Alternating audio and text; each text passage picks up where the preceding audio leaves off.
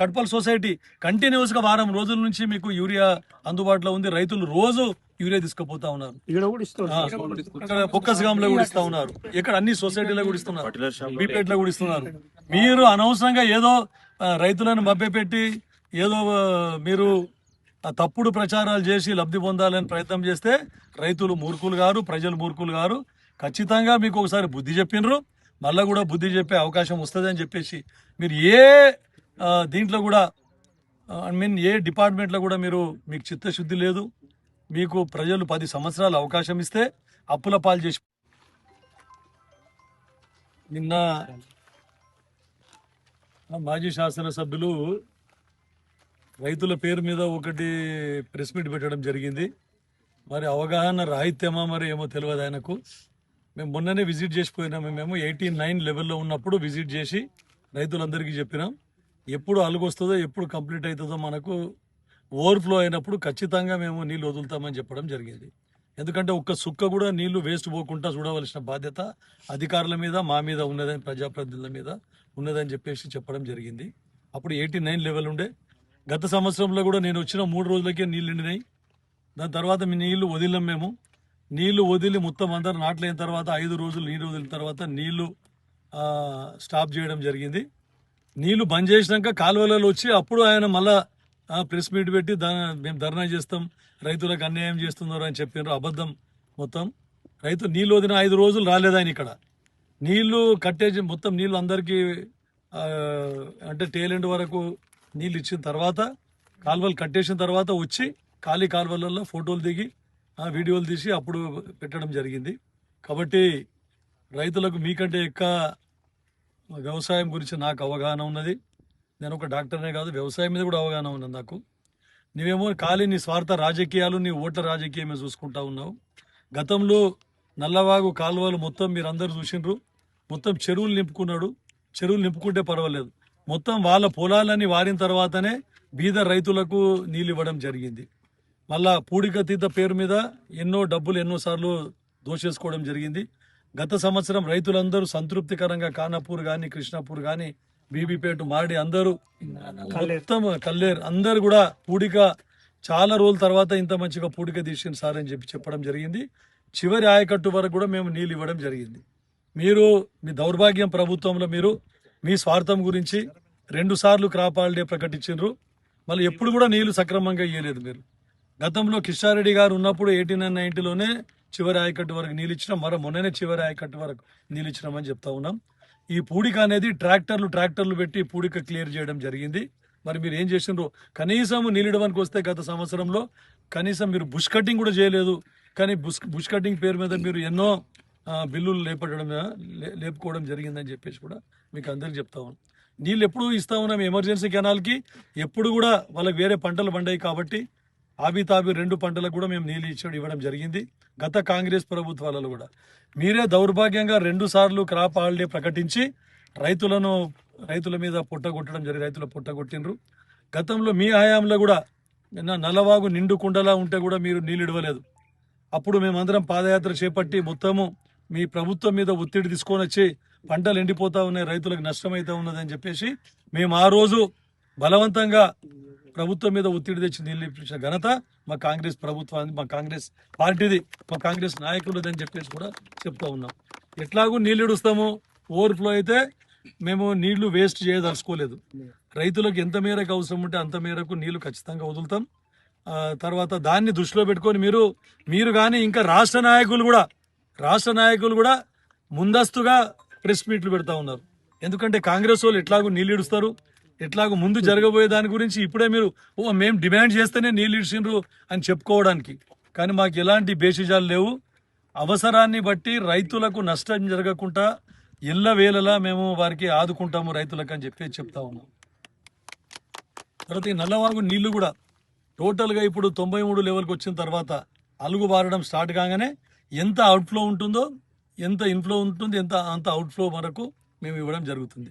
కొంతమంది రైతులు మాకు అవసరం లేదు సార్, మొత్తం పొలాలలో మొత్తం నీళ్లు నిలబడ్డాయి వర్షాల వలన అని చెప్పడం జరిగింది.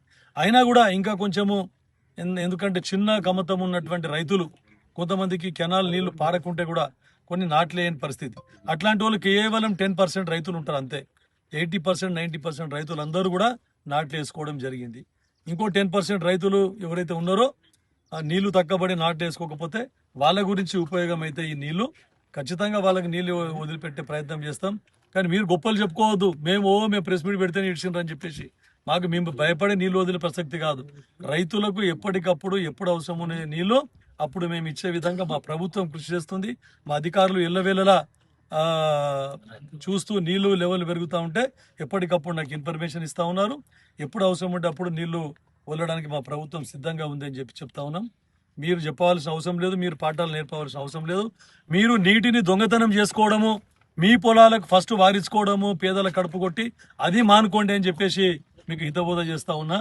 కాబట్టి ఇంకోటి, కెనాల్లో కూడా ఎవరు కూడా మోటార్లు పెట్టొద్దు అని చెప్పేసి నేను మరీ రైతులను వేడుకుంటా ఉన్నాను నేను. ఎందుకంటే కెనాల్లో మోటార్లు పెట్టడం వల్ల అందరికీ డిస్టర్బ్ అవుతుంది, చివరి ఆయకట్టకు నీళ్లు అందకుండా పోతాయి. కాబట్టి ఎందుకంటే నల్లవాగులో నీళ్ళు ఉంటే గ్రౌండ్ వాటర్ పెరుగుతుంది, కాబట్టి మీ బోర్లలో కూడా రీఛార్జ్ అవుతాయి, ఆ నీటిని వాడుకోండి అని కూడా మీకు అందరికీ చెప్పడం జరుగుతూ ఉంది. ఇక తర్వాత రైతుల ఎరువు గురించి మాట్లాడారు. ఎరువులు దొరుకుతలేవు ఎక్కడ అని. ఎరువులు నీకు దొరకలేదేమో మరి. ప్రతి రైతు ఎవరు కూడా కంప్లైంట్ రాలేదు ఇప్పటి వరకు. మా అగ్రికల్చర్ డిపార్ట్మెంట్ అగ్రికల్చర్ అధికారులు ఇక్కడే ఉన్నారు.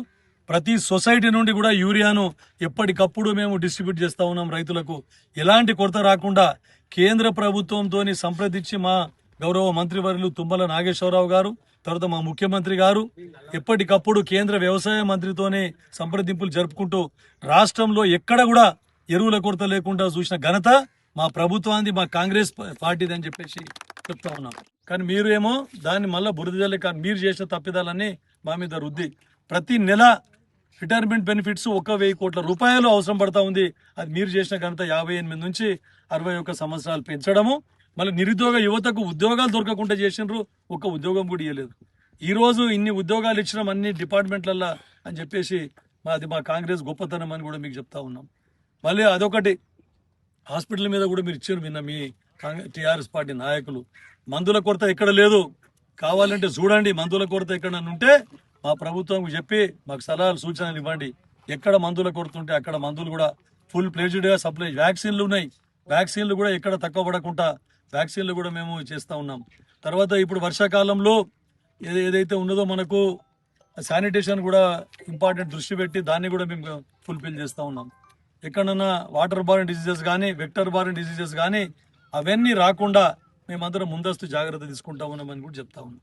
కాకపోతే డాక్టర్ల కొరత ఉన్నమాట వాస్తవం, మేము చెప్తా ఉన్నాం. ఎందుకంటే 3-4 సంవత్సరాల నుంచి ఇక్కడ డాక్టర్లు పనిచేసింది, వాళ్ళ పీరియడ్ అయిపోయింది, వాళ్ళందరికీ ప్రభుత్వం ట్రాన్స్ఫర్ చేసింది.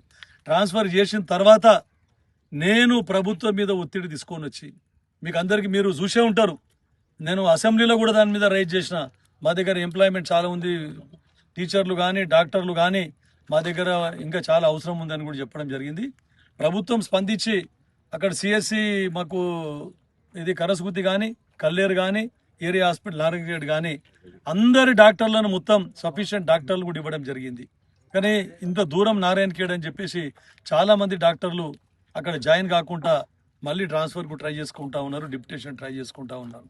అయినా మా మా మెడికల్ ఆఫీసర్స్కి అందరికి కూడా, ఎందుకంటే పై అధికారులు అందరూ దృష్టికి తీసుకొని వచ్చి నారాయణఖేడ్కి చాలా అత్యవసరం ఉన్నది డాక్టర్లదని చెప్పేసి వారికి డెప్యుటేషన్ ఇవ్వకుండా తిరిగి ట్రాన్స్ఫర్లు చేయకుండా వారందరినీ రిక్వెస్ట్ చేసుకొని ఎప్పటికప్పుడు వారితో సంప్రదించి వారు ఇక్కడ నారాయణఖేడ్లో విధులు నిర్వహించే విధంగా వారిని రిక్వెస్ట్ చేసుకుంటా ఉన్నాం. తర్వాత ఎక్కడైతే మీకు ఏమన్నా ఇబ్బందులు ఉంటే వాటిని మేము అధిగమించి మీకు అందరికి సహాయ సహకారాలు అందిస్తాం. మా ప్రజలకు మాకు మెడికల్ సర్వీసెస్ మీరు అందియాలి అని చెప్పేసి వారిని రిక్వెస్ట్ చేస్తూ ముందుకు తీసుకుపోతా ఉన్నాం. మీలాగా బురద జల్లే కార్యక్రమం మాకు లేదు. కావాలంటే స్టాటిస్టిక్స్ తీద్దాం, ఎక్కడికంటే ఎక్కడ ఛాలెంజ్. మీ 2023 కంటే ముందు ఎన్ని డెలివరీలు అయినాయి, ఎన్ని సిజేరియన్ సెక్షన్లు అయినాయి, ఎంతమంది అవుట్ పేషెంట్లు ఉండ్రి. తర్వాత 23 తర్వాత మా ప్రభుత్వం వచ్చిన తర్వాత 24 నుండి ఎంతమంది ఎన్ని డెలివరీస్ అయితే ఉన్నాయి, తర్వాత ఎన్ని సిజేరియన్ సెక్షన్లు అయినాయి, ఎంత అవుట్ పేషెంట్ పెరిగింది అని చెప్పేసి మీరే రికార్డులు చెప్తాయి, మేము చెప్పవలసిన అవసరం లేదని చెప్పేసి ఇకనైనా మీరు ఈ దుష్ప్రచారాన్ని ఆపుకోండి, అబద్ధాల ప్రచారాన్ని ఆపుకోండి. లేదంటే ప్రజలు మరొకసారి మీకు బుద్ధి చెప్తారని చెప్పి చెప్తా ఉన్నాం.